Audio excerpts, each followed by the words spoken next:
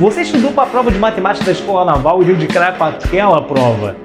Sim, aquela prova. E ainda cheia de questões de votação. Aí veio a prova do EFON e você achou que ia dar, mas se arrasou em físico. Tá na hora de parar com isso. Nós do Fábrica desenvolvemos um novo método que, além de aprofundar no que você precisa, vai te alavancar e não permitir que você pare de estudar. O método engrenagem. Se prepara, ele já está disponível no nosso novo plano 2025 que está disponível na nossa home.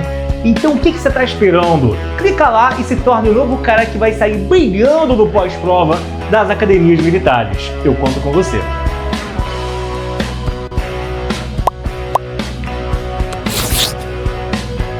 Passa aí um ano, cara, hoje em dia é um sonho. Eu consegui, não estou dizendo que o IME é uma coisa que é para todos. Eu já iniciei o ano com problemas familiares pesados, meu pai estava doente, assim. Eu sempre fui aquela pessoa que estudei a vida inteira dentro de casa, porque assim, a minha família é muito humilde, então assim, eu tava com um peso de autocobrança em mim muito alto. Então, fica a lição de não ficar se pressionando tanto. Eu sei que é difícil, talvez para muitos é a parte mais difícil. Passa aí um ano, cara, hoje em dia é um sonho. Eu consegui, não vou dar fórmula de como eu consegui. No online a vantagem é essa, chegou num ponto do vídeo que você vê que tá muito aprofundado, mano, para e fica voltando no embasamento. Se tiver, tem muitos sites que eu quero a parte exclusiva. Se o cara quer imita, a base vai ser dar só a matéria do ensino médio, muito rápido e rasteiro, e vambora. Paulada no cara. Aqui a gente não faz isso. Fala galera, meu nome é Patrick Moraes, sou aluno da turma IMITA do Fábrica D, recentemente aprovado no CBMERG, e hoje eu vim compartilhar com vocês um pouco da minha experiência com o curso. Admito que de começo eu só usava o curso como um material de apoio, porque eu só estudava por livro, até que em começo de 2021 eu decidi mudar um pouco a minha abordagem e usar o curso como forma principal de estudo. Eu estudava pelas videoaulas e pelas listas do curso e os livros como material complementar. Bom, já tendo resolvido dezenas de listas do site e assistido centenas de videoaulas, eu posso afirmar com propriedade que o material é excelente, a didática é excelente, todas as listas são muito bem feitas. Tem o grupo do Telegram, que a galera se ajuda, todo mundo manda dúvida, os mais veteranos do curso respondem, e até manda a resolução da questão completa, e a gente bate um papo sobre as provas e os percalços dessa vida de concurseiro. Bom, a minha jornada rumo ao oficialato ainda não acabou, ainda tem muito papiro pela frente, inclusive comecei a gravar esse vídeo aqui como dando uma pausa no meu papiro, né? E como diria o professor Fortão, nosso querido mestre Alexandre, é aprender vem pro Fábrica D. Sou João Rodrigues, faço medicina aqui na UENG, fui aprovado recentemente pelo vestibular. E hoje eu venho falar um pouco da plataforma Fábrica D. Para mim, na minha opinião, foi aí uma mãezona na minha aprovação,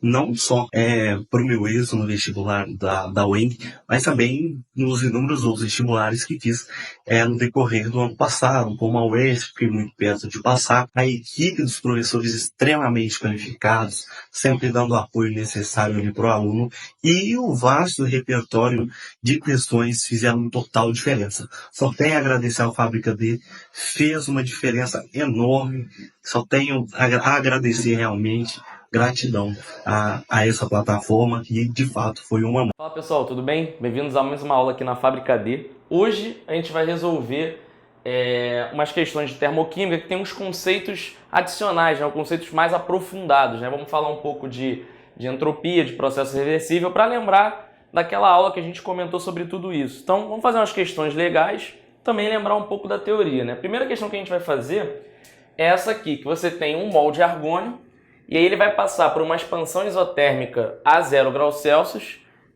de 22,4 litros até 44,8, em 3 situações diferentes. A primeira é reversivelmente, a segunda contra uma pressão externa igual à pressão final, e a terceira numa expansão livre, tá? Então, contra a pressão externa nula. Nessa primeira situação, ou seja, reversivelmente, isso aqui a gente pode usar tudo que a gente aprende, né? Basicamente nos primeiros módulos de física, né? Que a gente trabalha lá PV igual a nRT e calcula lá, caso a expansão seja isotérmica, a gente calcula a integralzinha de PDV, né? Então o trabalho nesse caso, ele vai ser a integral de PDV. No caso aqui, a gente vai usar o quê? A gente vai usar que PV igual a nRT, de forma que P é nRT sobre V. Porque como nesse caso é reversível, a pressão aqui no trabalho, ela é sempre igual à pressão externa, né? A pressão interna é sempre igual à pressão externa. Então eu posso fazer a pressão instantânea do gás em qualquer situação. Então isso aqui vai ficar nRT sobre V dV. No caso aqui, esses caras são constantes. E aí fica a integral de 1 sobre V, que é ln, né? Claro, eu estou indo do volume inicial, que é 22,4 litros, do V1, até o volume final V2, que é 44,8. Então isso aqui vai me dar nRT, que é constante, e agora a integral de 1 sobre V vai ser ln de V, e aí quando eu fizer ln do final menos ln do inicial, vai ficar ln da razão, certo? Então vai ficar ln de V2 sobre V1. Então com isso aqui, você tem um trabalho, no caso isotérmico, no caso reversível, né? Então com isso você consegue chegar que o trabalho ele é N, 1 mol, R, T, que é 273, tá? Vezes R, vezes ln de 44,8 sobre 22,4, que é 2, tá? Não vou me apegar aqui a dizer a conta exata, porque o importante é a gente entender, R é sempre dado nas provas, né? O importante é a gente entender o que a gente está fazendo. Se eu estou numa expansão isotérmica, a temperatura final é igual à inicial, de forma que o meu ΔU ele é zero. Sendo o meu ΔU zero, quanto é que é o meu calor nesse caso? O meu calor vai ser exatamente igual ao meu trabalho. Por quê? Pela primeira lei da termodinâmica, tá? Lembra aí da primeira lei que ΔU é calor menos trabalho. Beleza? Lembra aí da convenção de sinal, né? Que o trabalho que eu estou dizendo é trabalho realizado pelo gás e calor aqui recebido pelo gás. Esse é o caso reversível, né? Se eu tiver uma expansão contra uma pressão externa igual à pressão final, percebe que eu não estou mais num processo reversível. Por quê? Porque no processo reversível a gente sempre assume que a pressão de fora, né, a pressão externa, ela é igual à pressão do gás a todo instante. Por isso que a gente troca aqui dentro da integral, né? No caso que você tem contra uma pressão externa igual à pressão final, como aqui o volume dobrou, a pressão final vai cair pela metade, né? Vai ser, no início eu tinha uma pressão de nRT sobre V, tá? Que é nRT sobre V, que é 22,4. Então essa aqui é a minha pressão inicial, eu só usei aqui PV igual a nRT. E aí para eu achar a minha pressão final, eu tenho que dividir isso por 2, tá? Então eu vou botar um 2 aqui, e isso vai me dar 298 não, perdão, é 0 graus Celsius, 273. 273R sobre 44,8. Nesse caso, como é que vai ser o meu trabalho? Quando eu fizer essa integral de P dV, o meu P externo é constante, né? Então, quando eu for fazer o meu trabalho, isso aqui vai dar o meu P externo vezes o meu ΔV. Então, isso aqui vai me dar 273R sobre 44,8 vezes o meu ΔV. Se eu faço isso menos isso, 22,4. E aí corta aqui, certo? Aqui vira 2. Com isso vai me dar 273R sobre 2. Está vendo que deu um valor diferente aqui, né? E deu um valor menor, né? Porque ln de 2 é aproximadamente 0,6 alguma coisa, né? E aqui se eu dividir por 2 é multiplicar por 0,5. Faz sentido o trabalho ter dado um valor menor? Com certeza. Por quê? Porque pelo teorema do trabalho máximo, quando eu faço um processo de forma reversível, o meu trabalho tem que ser máximo. Então, se eu achasse um trabalho aqui que é maior que aquele ali, teria alguma coisa estranha. Nesse caso a gente achou direitinho, né?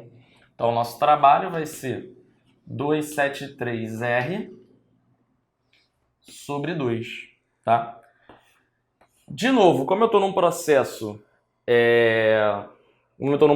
isotérmico, o meu ΔU ele é igual a zero, tá? Porque o gás não muda de temperatura, consequentemente, pela primeira lei, o meu calor é igual ao trabalho, né? 73R sobre 2. Beleza? No último caso, na letra C, ele pergunta se eu tiver uma expansão livre, né?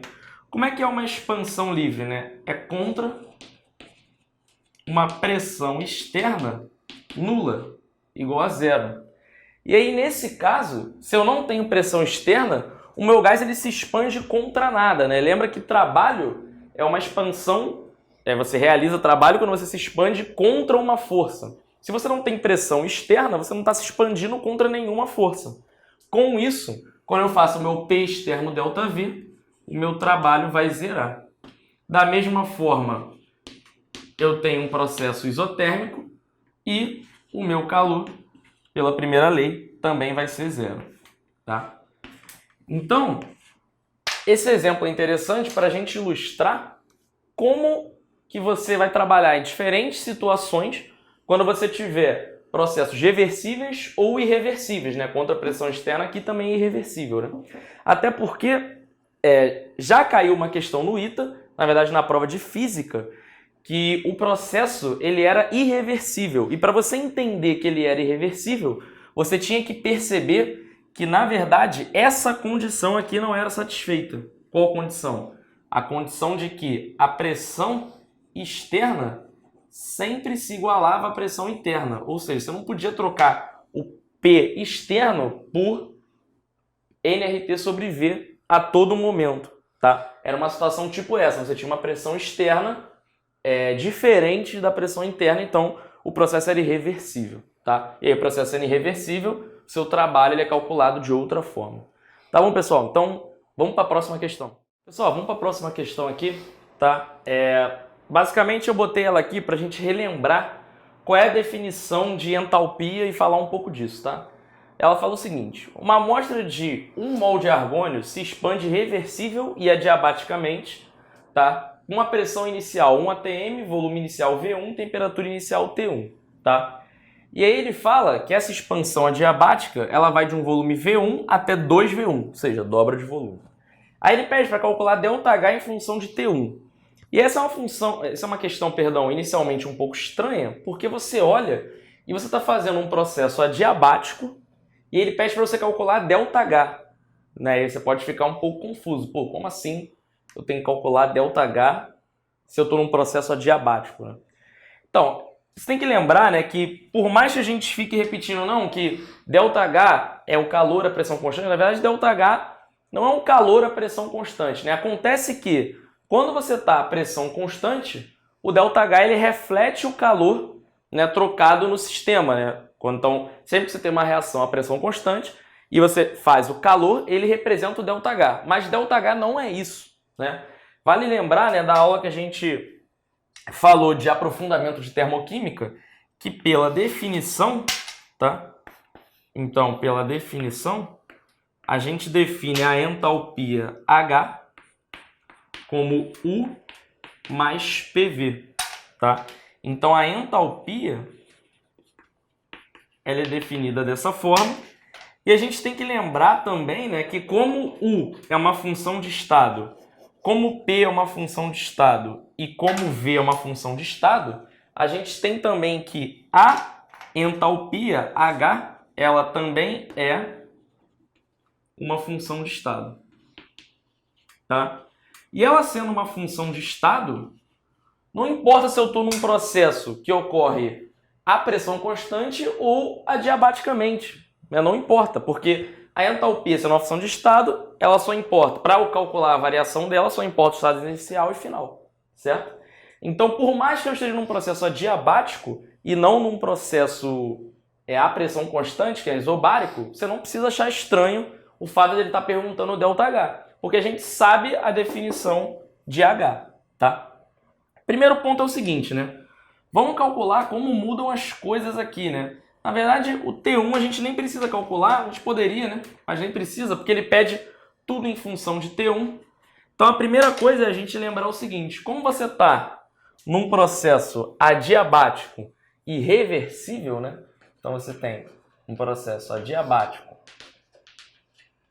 irreversível, você pode escrever que PV elevado a gama é constante, né? Ou seja, se eu pego P1V1 e elevo a gama, isso aqui vai ser igual a P2V2 elevado a gama, né? Onde esse gama, ele é aquele fator que depende, né, do gás que eu estou trabalhando. Como no caso o meu gás ele é argônio, que é um gás monoatômico,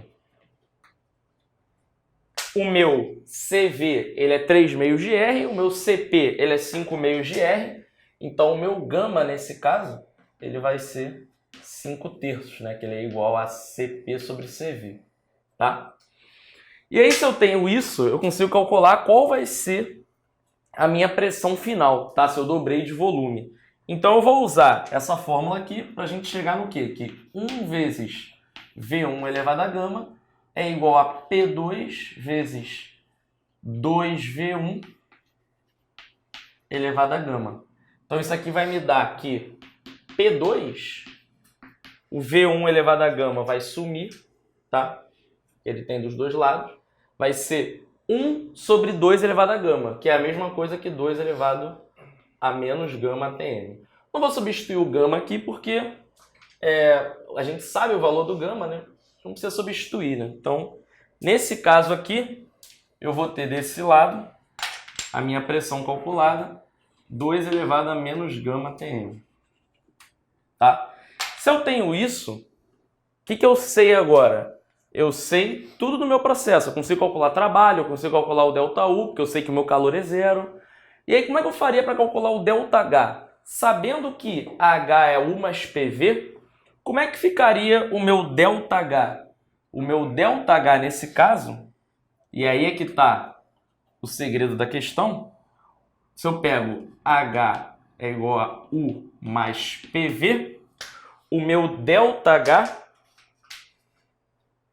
ele é ΔU mais ΔPV.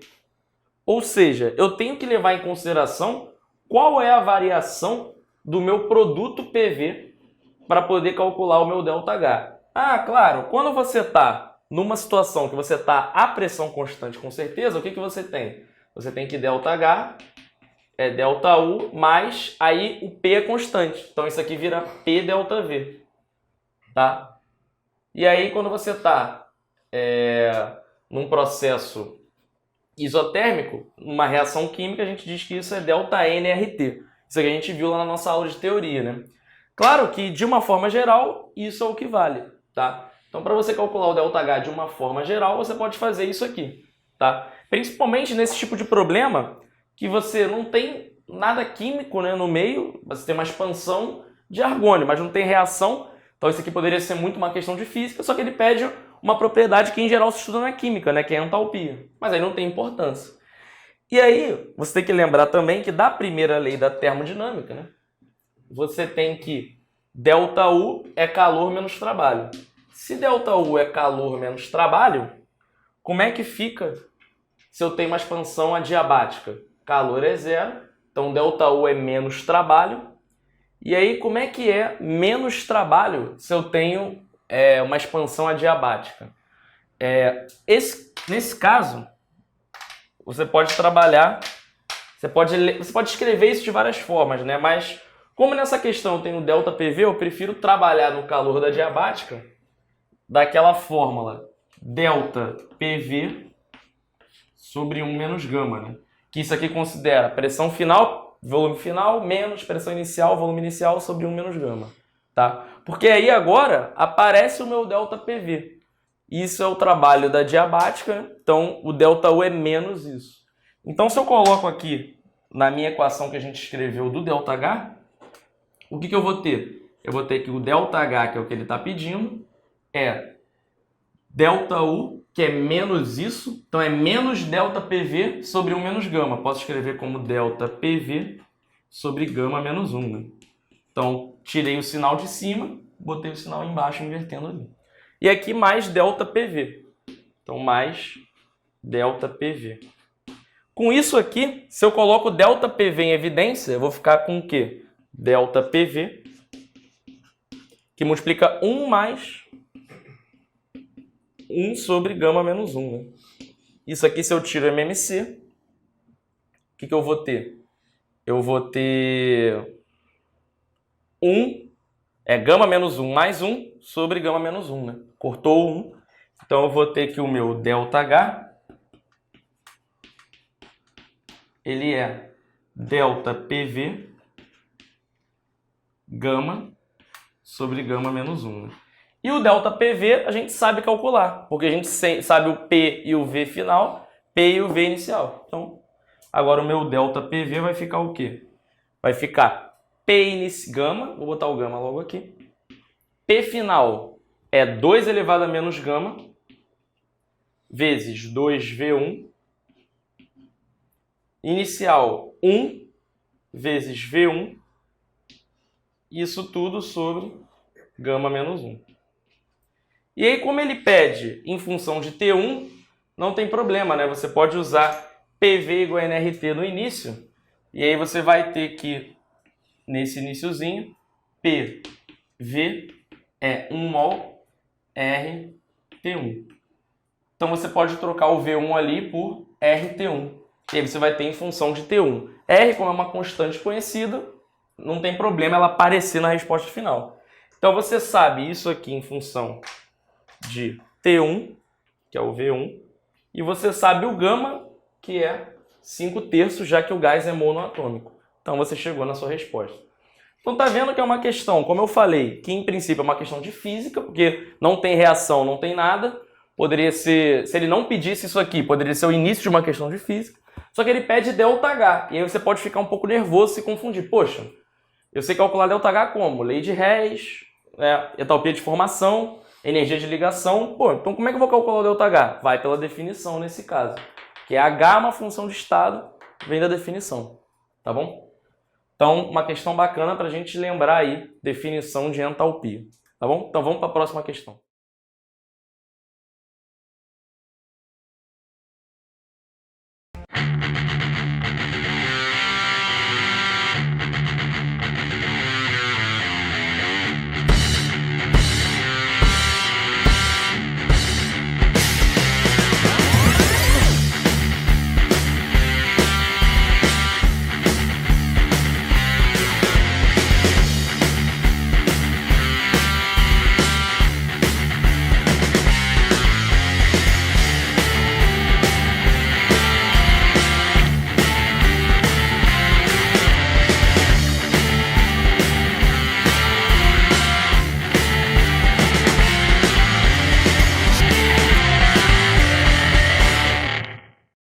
Pessoal, a próxima questão fala assim, ó. Um recipiente isolado contém 1 mol de um líquido, volume molar 100 ml a 1 bar. Quando o líquido é abruta e adiabaticamente comprimido a 100 bar, o volume cai a 99 ml. Calcule o ΔU e o ΔH. Então você vê que é uma questão para a gente aplicar o que a gente acabou de usar na outra questão, porque ele está falando de líquido. E assim que ele fala de líquido, a gente não sabe mais nada, né? Porque a gente tudo trabalha para gases ideais ou, no caso de Van der Waals, para gases reais. Então a gente nunca trabalha com líquido, por exemplo, para calcular ΔU e ΔH. Nesse caso, a gente vai ter que usar as definições, né? Porque se eu estou num processo adiabático, eu sei que eu não troco calor, e a primeira lei ela continua sendo válida, né? Então eu posso dizer que no processo adiabático, o meu ΔU ele é menos trabalho, tá? E aí com isso, como eu estou submetido abruptamente a uma pressão externa de 100 bar, eu posso dizer que esse trabalho ele é pressão externa vezes o meu ΔV, tá? Nesse caso eu vou ter um sinal negativo aqui. Por que eu vou ter esse sinal negativo? Porque o líquido, no caso, ele está sendo comprimido. Então o trabalho está sendo realizado sobre o líquido. Se o trabalho é realizado sobre o líquido, significa que o trabalho, né, para a gente usar a primeira lei dessa forma, ele é negativo, tá? Então, o meu ΔU é isso, o meu ΔH é isso. E, como a gente acabou de trabalhar na questão anterior, o meu ΔH ele vai ser ΔU mais ΔPV. Tá? Com isso, a gente consegue descobrir tudo da questão. Vamos lá. Ó. Trabalho. Para eu calcular o trabalho e jogar aqui, o que eu vou fazer? Meu trabalho é menos a pressão externa, que no caso ele abruptamente aplicou 100 bar. E o meu ΔV é de 100 ml para 99 ml. Então ele só comprimiu 1 ml. É um líquido, né? Faz sentido, né? Comprime bem pouco, mesmo com um aumento de pressão de 100 vezes mais. Né? Então o nosso trabalho ele vai ser 100 bar ml. Né? Não me preocupei aqui em passar para as unidades SI nem nada, porque o que importa é que a gente entendeu o conceito.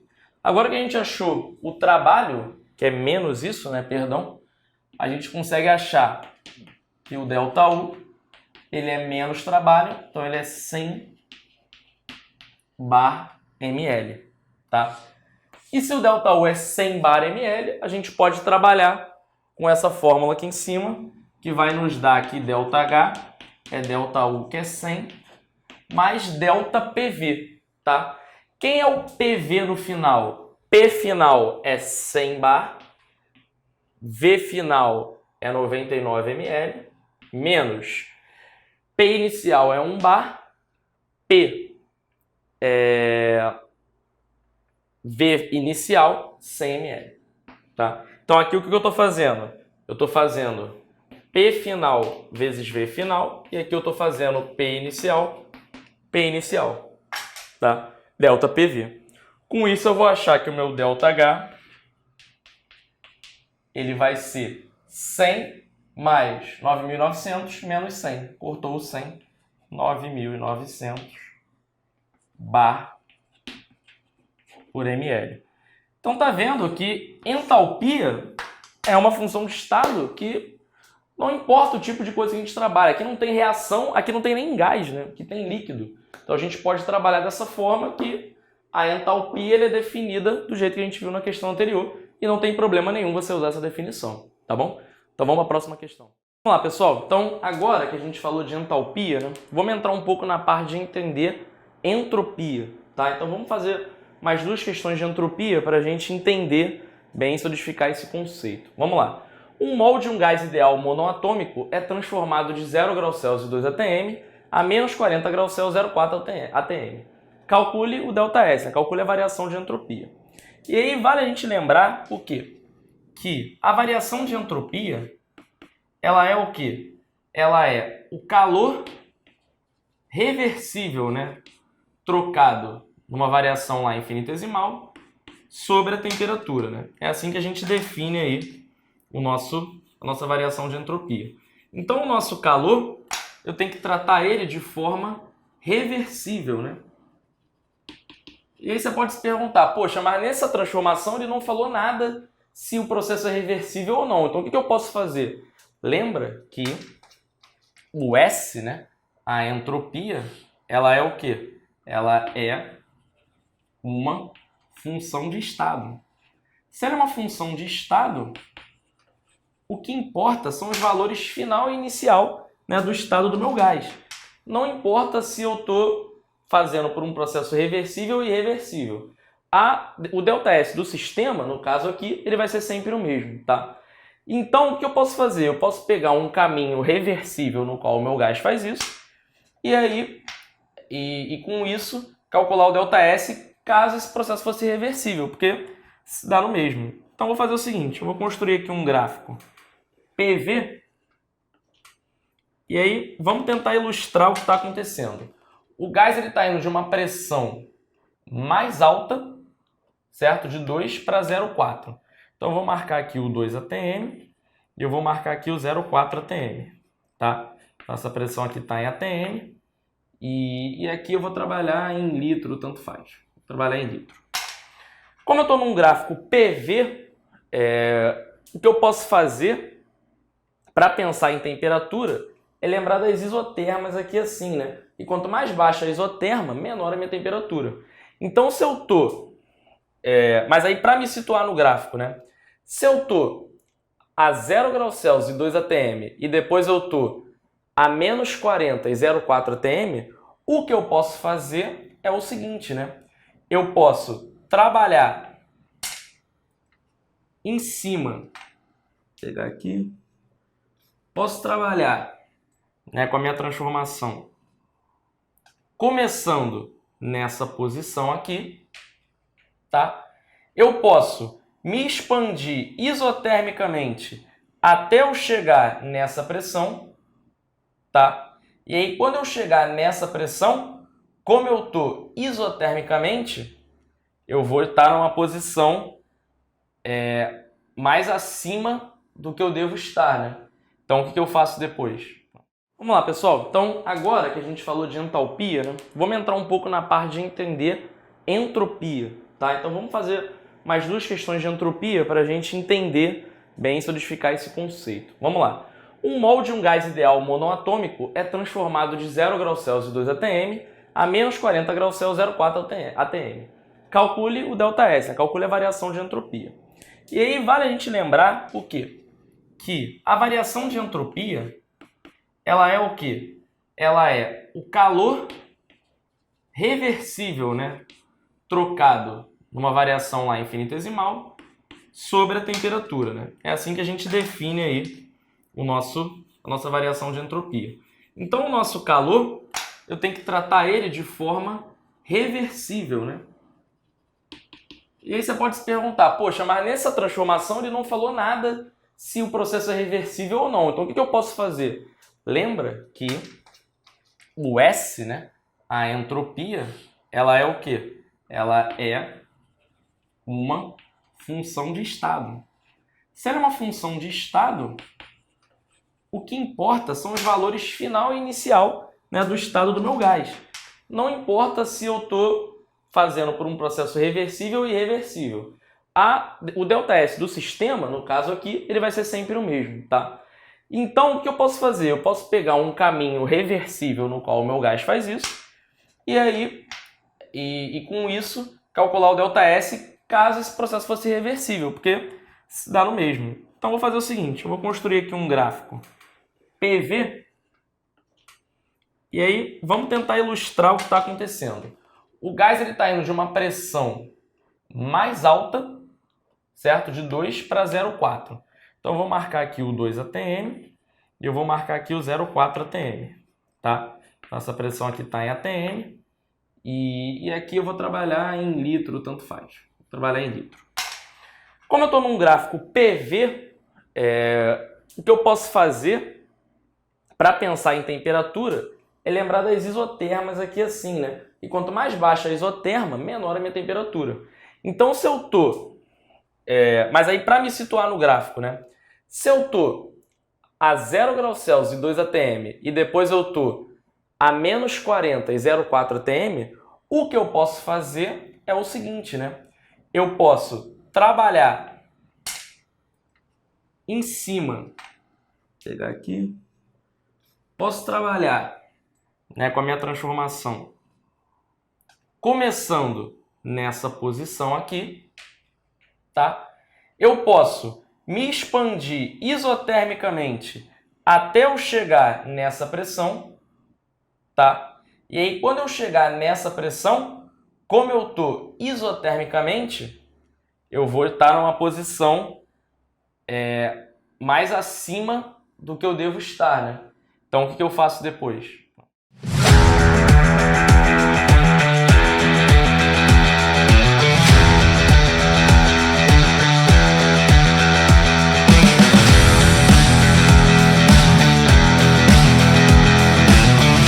Então, pessoal, vamos fazer aqui aquela questão, né, para a gente tratar, né, de diferentes tipos de processos, se é reversível ou irreversível, a gente vê como que o ΔS muda nessa situação, né?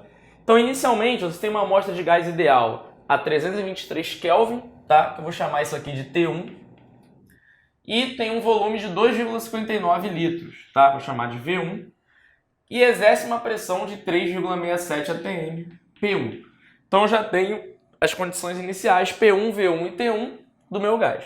E é permitido que o gás ele se expanda até um volume final, então V2, de 8,89 por dois caminhos diferentes. Um deles é uma expansão isotérmica reversível e a outra é uma expansão livre isotérmica irreversível, já que é uma expansão livre, né? E ele pede para você calcular quanto vai ser o ΔS do sistema, que é o gás, o ΔS da vizinhança e o ΔS do universo, né? Os teoremas que a gente trabalhou que falam de ΔS são em relação ao ΔS do universo, né? O ΔS do universo ele é maior que zero em processos irreversíveis e ele é igual a zero em processos reversíveis. Então isso já é uma dica para a gente fazer o primeiro item, tá? O primeiro item é a gente tem um gás numa situação aqui inicial e ele vai se expandir até um volume V2 final isotermicamente. E aí calcular o ΔS disso, a gente pode fazer, né, que o ΔS ele é um calor reversível sobre temperatura. E aí, como é uma expansão isotérmica, esse calor é igual ao trabalho, certo? Então, na verdade, quando eu estou trabalhando aqui com calor na isotérmica, lembra que eu tenho nRT V2 sobre V1, né? Porque o calor é igual ao trabalho.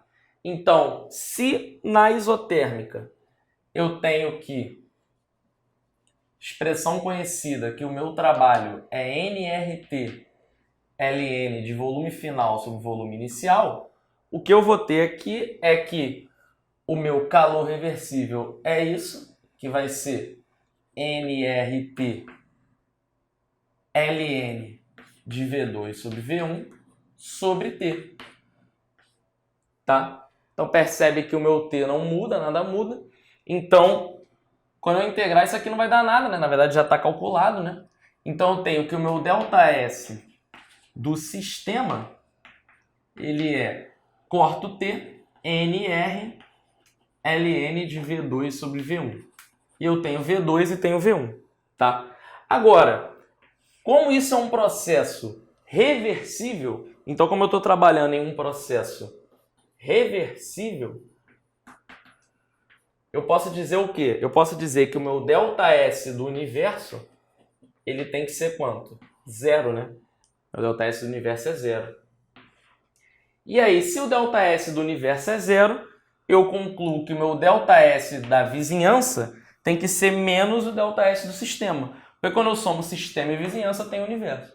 Então, o ΔS da vizinhança ele tem que ser menos NR ln de V2 sobre V1. E o N eu consigo calcular, né? Porque ele me deu as condições iniciais. Eu tenho T1, V1 e P1. Então eu posso usar aqui o meu N, ele é P1, V1 sobre RT1. Tá? Então aquele N ali também é uma variável que eu conheço. Isso é no caso reversível. Agora, qual seria a diferença se eu tivesse uma expansão livre isotérmica? Numa expansão livre, como é que ficaria o processo? A gente tem que o nosso calor é zero, a gente tem que o nosso ΔU é zero e que o nosso trabalho é zero, como a gente viu na questão lá atrás, né? Aí você vai pensar, poxa, mas esse calor igual a zero, ele é reversível ou irreversível? Se eu estou numa expansão livre e meu calor é zero, esse calor é irreversível, porque a expansão livre ela é irreversível.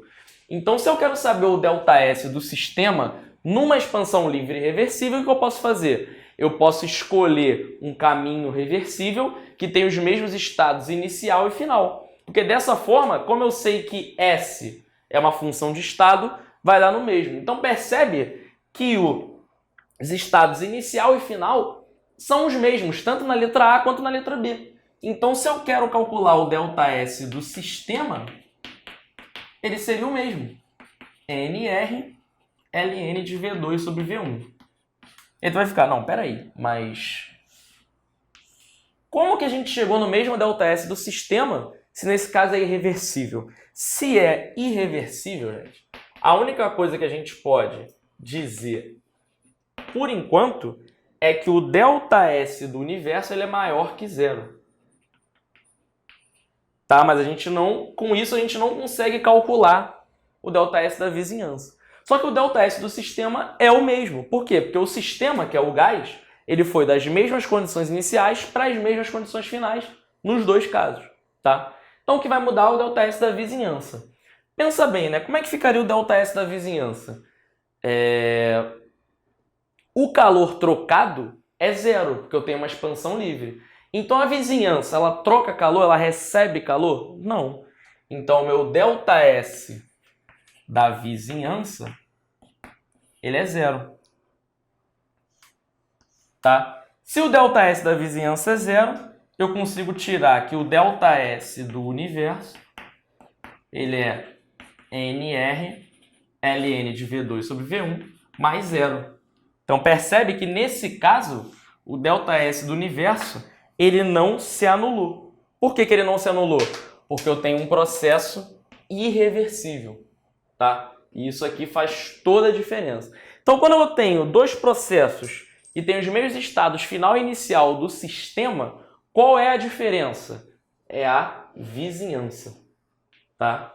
Então a vizinhança, ela faz toda a diferença quando você tem um processo irreversível e um processo reversível. Porque lembra que reversibilidade tem a ver com a vizinhança, né? Porque quando eu tenho um processo reversível, a vizinhança ela sempre se adequa, né? Eu tenho sempre um equilíbrio a cada estado do meu sistema. Se eu tenho uma vizinhança, que no caso aqui é uma expansão livre, que eu estou indo contra a pressão nula, então a minha vizinhança ela sofre um processo diferente do que se eu tivesse um processo reversível aqui na letra A. Tá bom, pessoal? Então, essa foi uma aula para a gente relembrar conceitos de entalpia e entropia e ver como isso se aplica em situações, né, que às vezes é uma questão que parece mais de física, né, não tem uma reação propriamente dita, mas que muitas vezes a gente fica na dúvida. Então, essas aulas aí vão te ajudar a massificar esses conceitos de entalpia e de entropia e também vão ser aí uma base aí para você resolver os tipos de questão disso que caem no IME e no ITA. Tá bom, pessoal? Então, até a próxima aula. Valeu!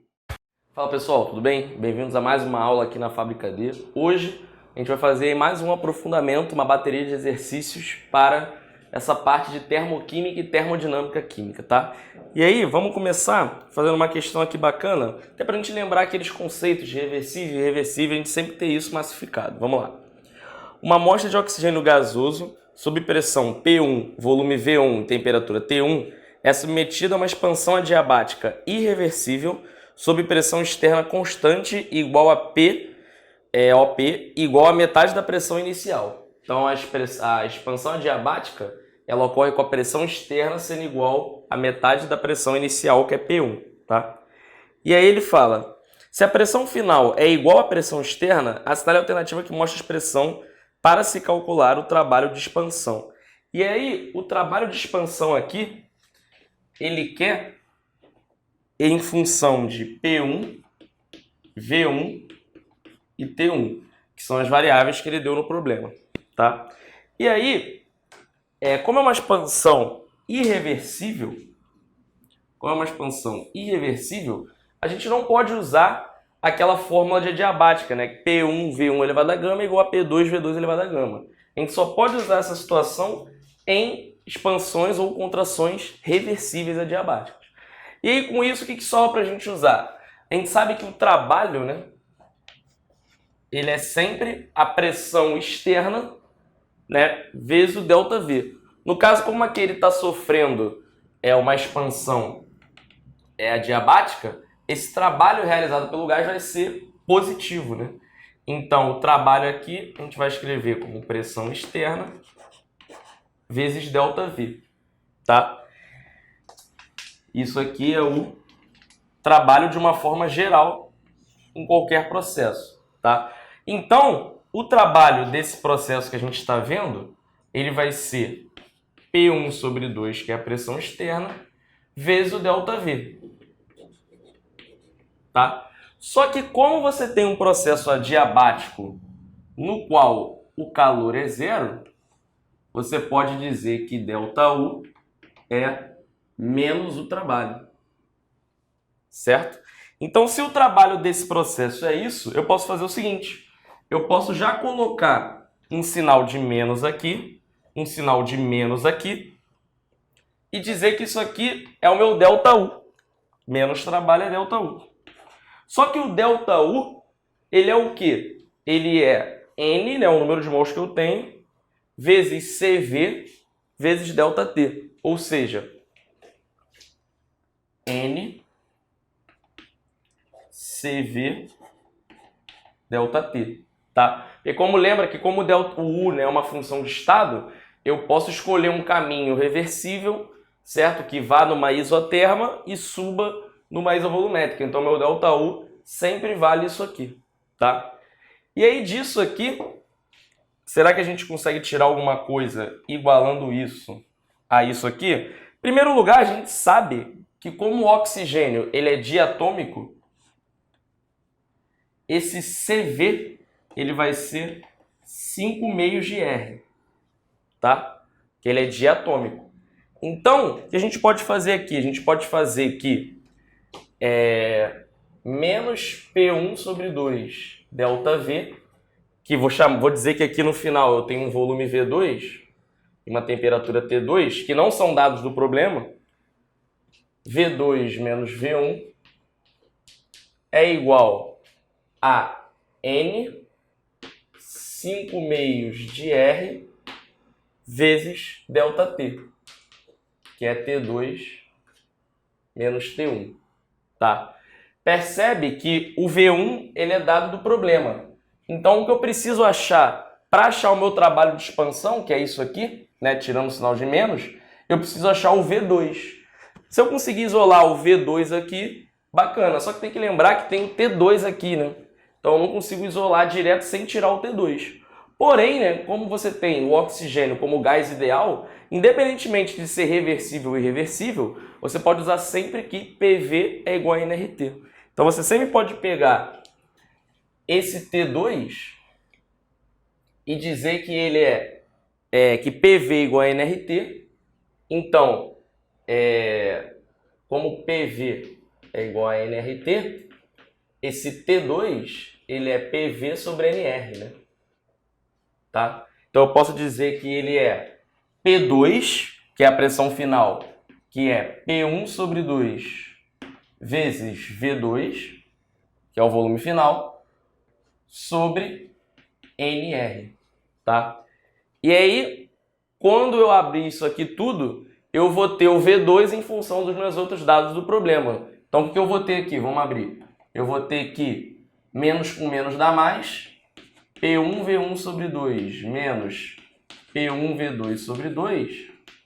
Isso aqui vai dar igual a N 5 meios de R sobre 2 vezes P1V2 sobre 2NR. Então, o NR vai cortar, tá? Então, eu vou ter 5 P1V2 R sobre 4, tá?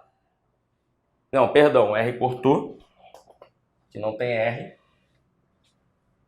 O N e o R cortaram. E eu vou ter aqui menos, agora o R vai, né? 5 meios de nRT1.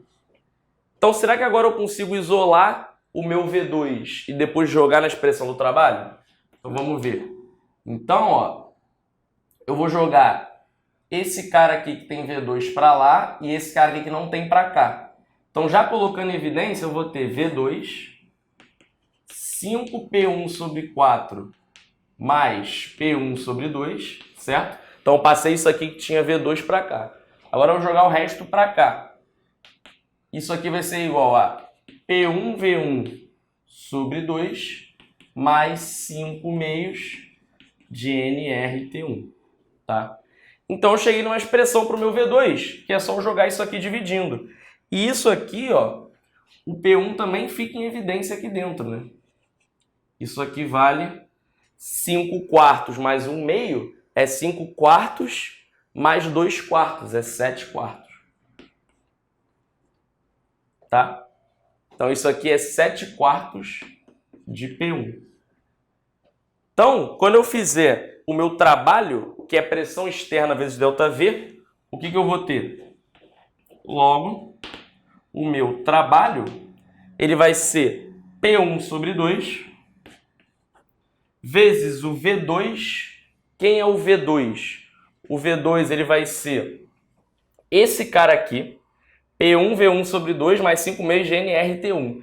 E aí você vê que não tem muito a ver, né? Aqui tem P1V1, aqui tem NRT1. Só que, de novo, a gente pode usar que PV igual a NRT. Então, NRT1 é P1V1. Olha só. E aí vai simplificar muito, porque aqui desse lado, eu também vou ter uma expressão com P1V1 em evidência, né? Eu vou ter 1 meio mais 5 meios. Então, eu vou ter 6 meios. Então, isso aqui vai ser 3P1V1.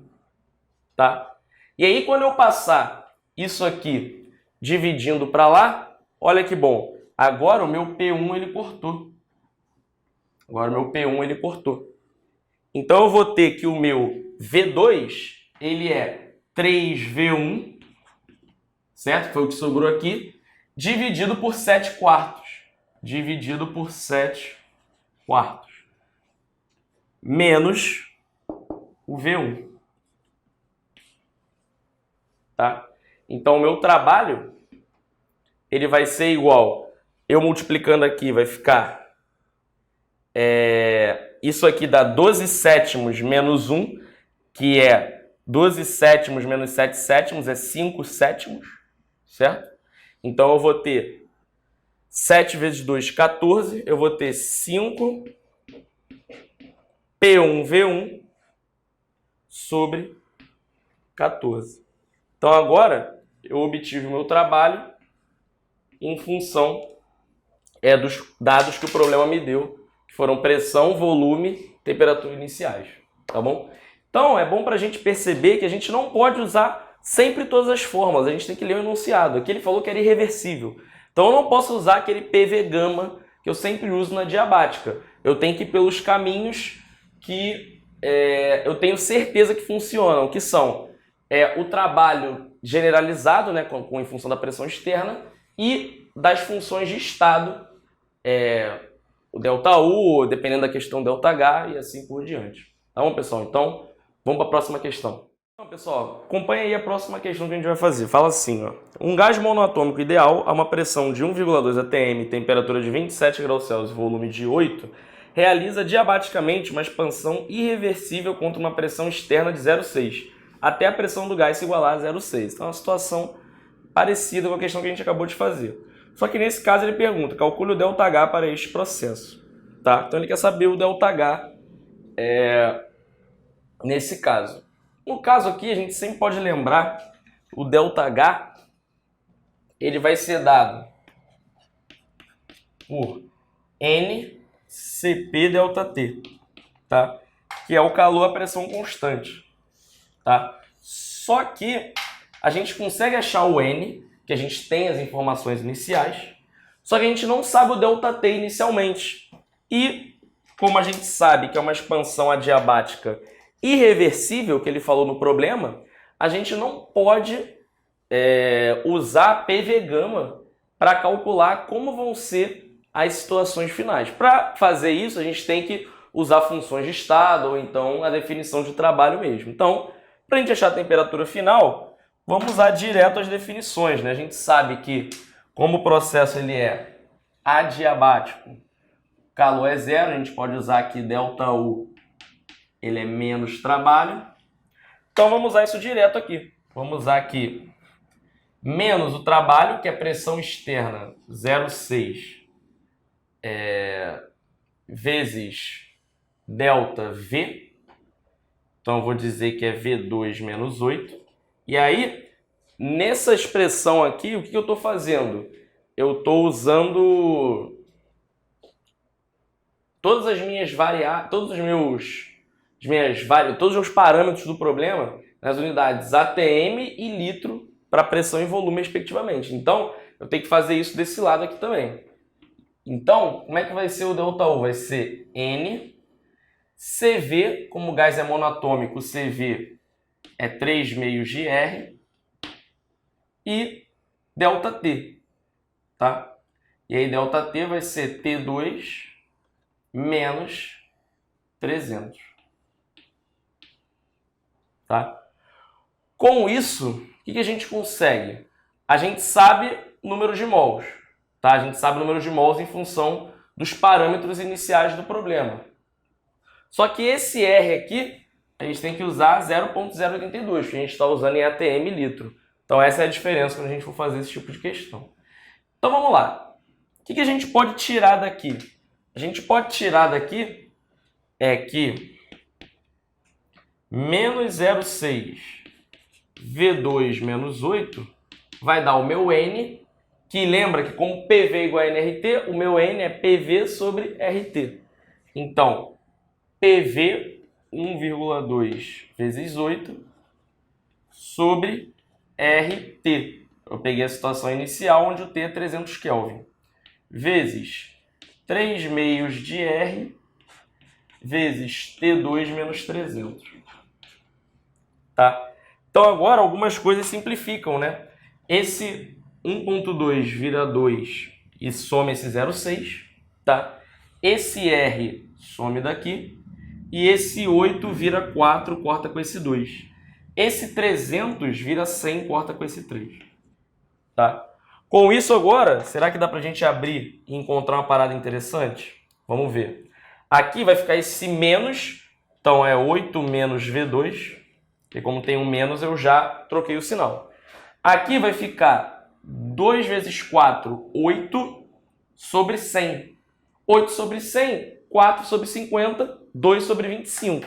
Então 2 sobre 25 é o que vai aparecer multiplicando isso aqui.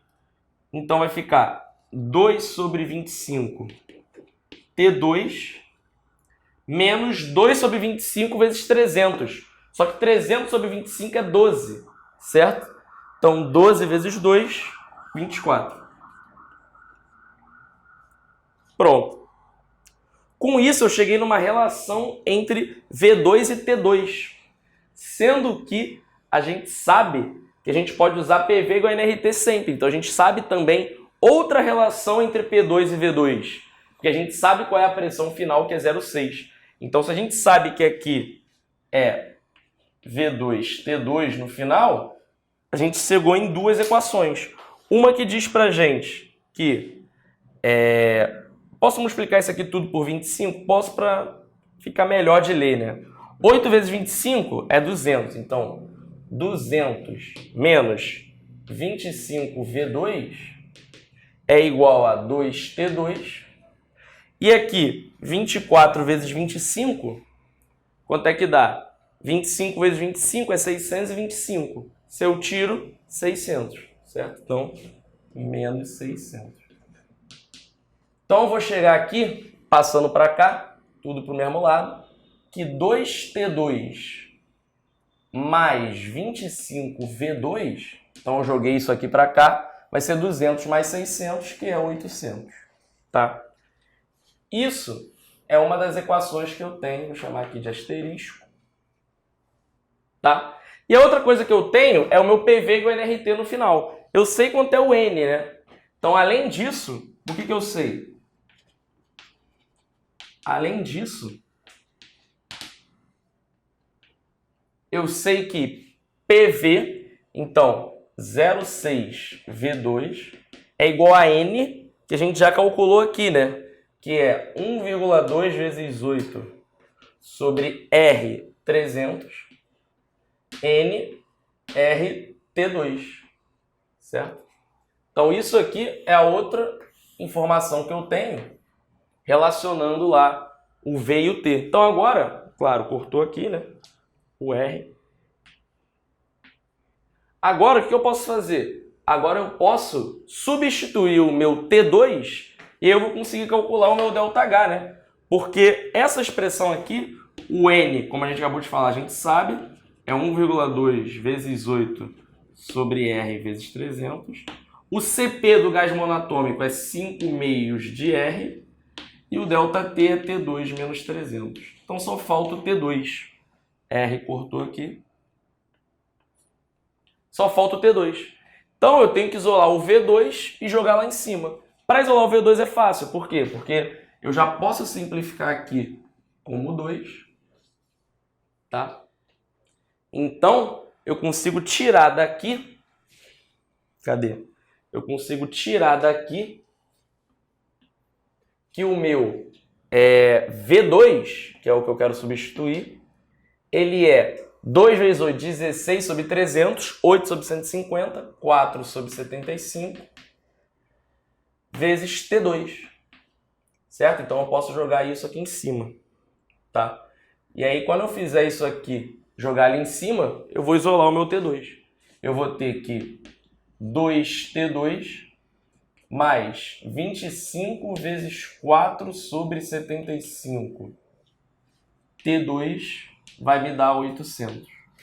Pronto, agora eu achei o meu T2, tá? Com isso aqui, eu vou ter aqui simplificar. Aqui vira 3. Então vira 4 terços. Aqui é 10 terços. 10 terços de T2 vai dar 800. Certo? E aí, se 10 terços de T2 é 800, aqui vira 80, 240.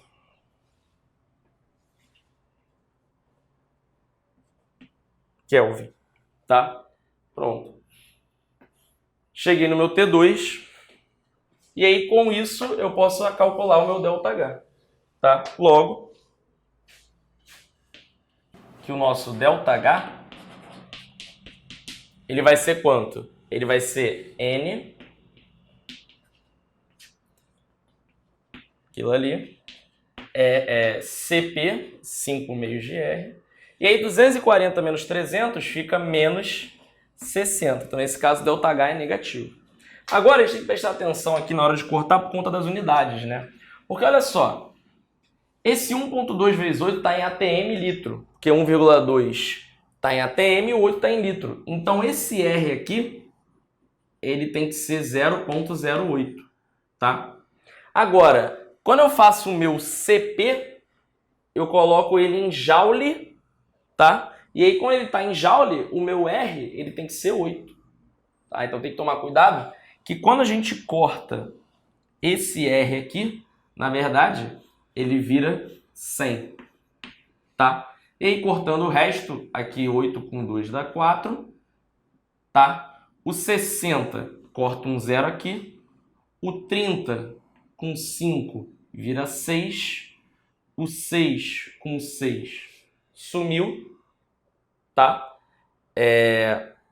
E aí, eu vou ter 1,2 vezes 4, que é 4,8, vezes 100, 480.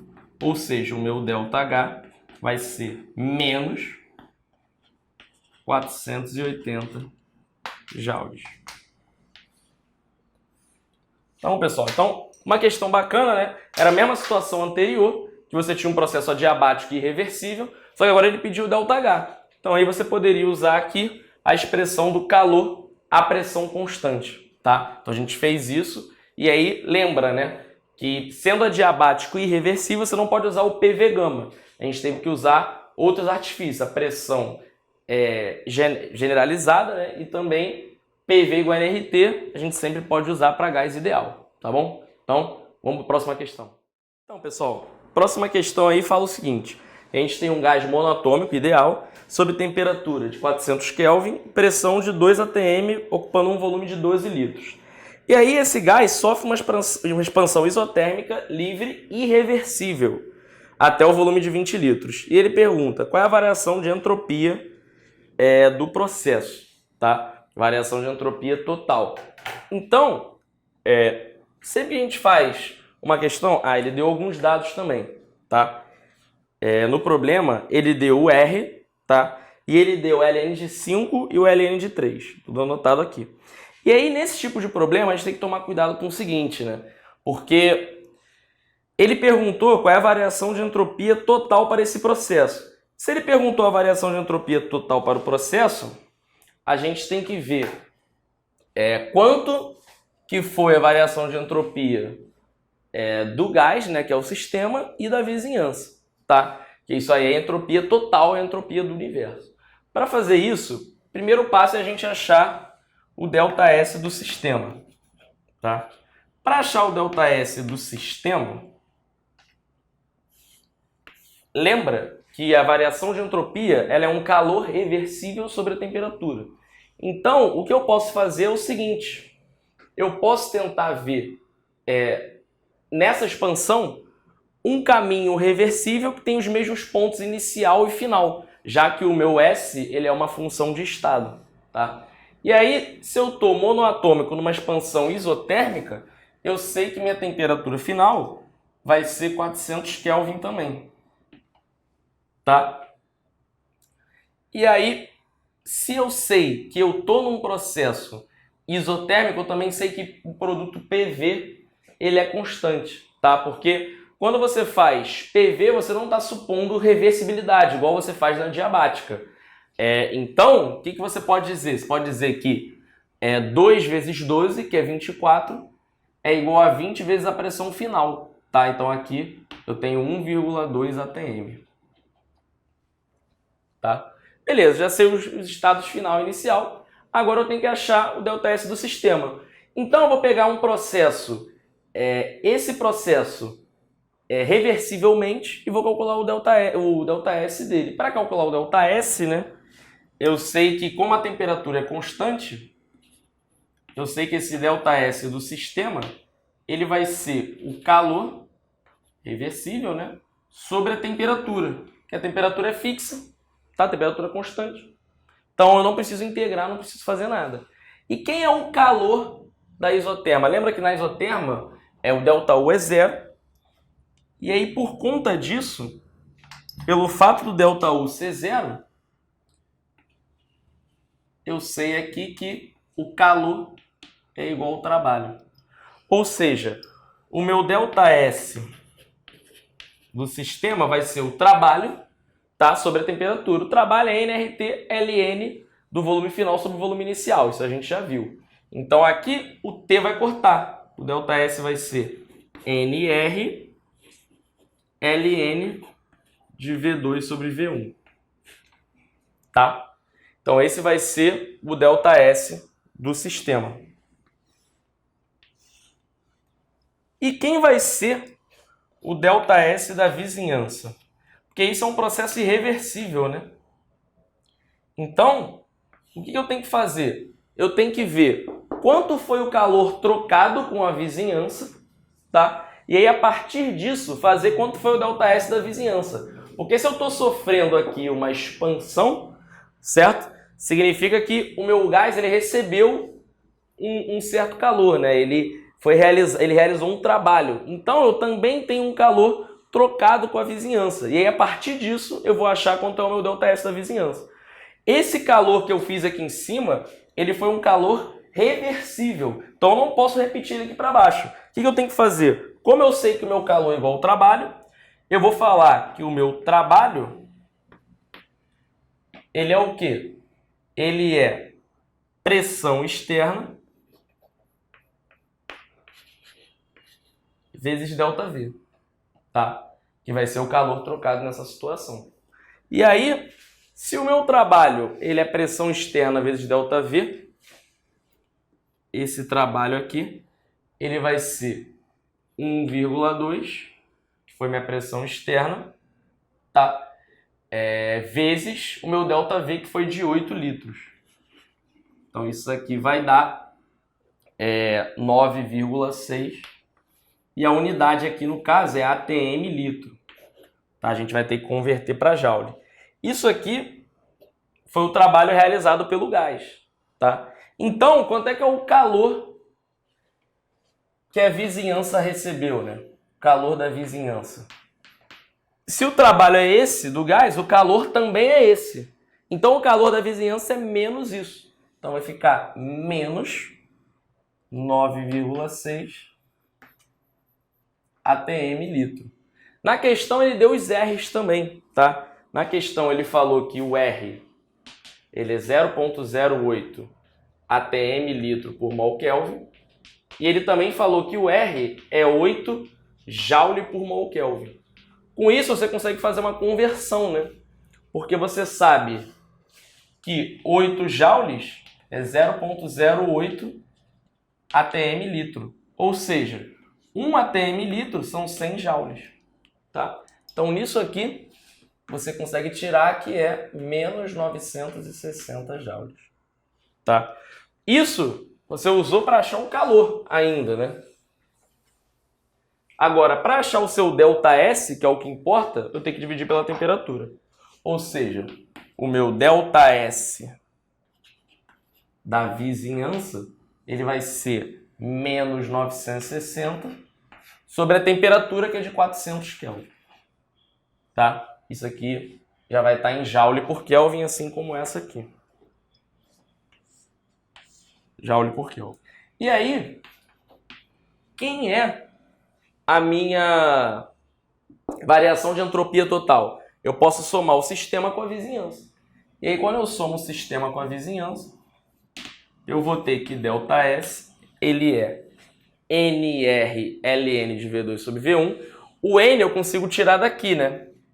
Que é PV sobre RT.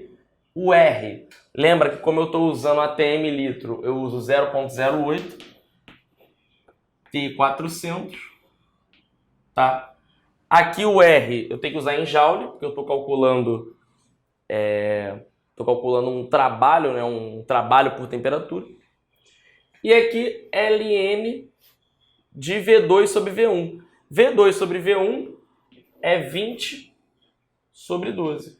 E aí eu subtraio 960 por 400, que é 480 sobre 200, tá? E 480 sobre 200 dá 2,4, tá? Então, essa parcela corresponde ao meu ΔS do sistema e essa parcela corresponde ao meu ΔS da vizinhança, tá? Então, já estou somando os dois. Esse LN aqui a gente consegue calcular?